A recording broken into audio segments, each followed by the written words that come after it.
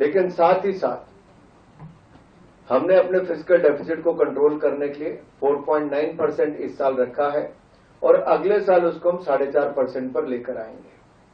मुझसे पहले संजय जब कह रहे थे तो मैं आपको याद करवाना चाहता हूं, ये अपने आप बैंकों की स्थिति ठीक नहीं हुई। जब 2014 में नरेंद्र मोदी जी आए तब 12 में से 11 बैंक पीसीए फ्रेमवर्क में थे, घाटे में थे और कई तो बंद होने की स्थिति पे खड़े थे। आप सोचिए कहां 12 में से 11 पब्लिक सेक्टर बैंक घाटे में थे, आज 12 के 12 शुद्ध मुनाफे में है और उनकी जो 4 लाख करोड़ रुपए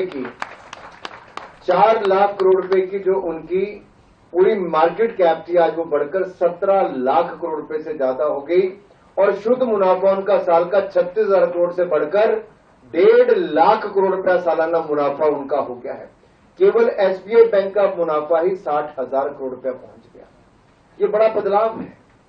एक समय कांग्रेस के टाइम पे बैंकों को लूटा जाता था मित्रों का भला करने के लिए, और जो फोन बैंकिंग की बात कही गई, आज गरीब का भला करने के लिए मुद्रा योजना चलाई गई और मुद्रा योजना में लगभग 34 करोड़ ऋण अब तक दिए गए, जिसमें से लगभग 30 लाख करोड़ रुपया देश के गरीब व्यक्ति को दिया गया और मोदी की गारंटी पर दिया गया। उनको अपनी ना जमीन गिरवी रखनी पड़ी, ना घर गिरवी रखना पड़ा और लगभग 30 लाख करोड़ रुपया मुद्रा योजना से मिला 10 लाख रुपए तक।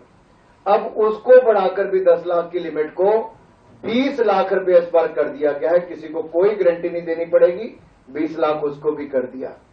स्वनिधि योजना थी जिसमें रेडी पटरी वाला जो शहरों में था उसको 10,000 रुपया मिला, अब उसको 10,000 का 20,000, 20,000 का 50,000 भी मिलना शुरू हो गया। वो डिजिटल पेमेंट करता है, उसको इंटरेस्ट भी बच जाता है और उसका जो बैंकों का स्कोर है क्रेडिट के लिए वो भी लगातार बढ़ गया है। अब उसी योजना को हम ग्रामीण क्षेत्र में भी स्वनिधि योजना को लेकर जा रहे हैं और जो हमारे गांव हैं वहां पर रेडी पटरी वाले उनको भी उसका लाभ मिलने वाला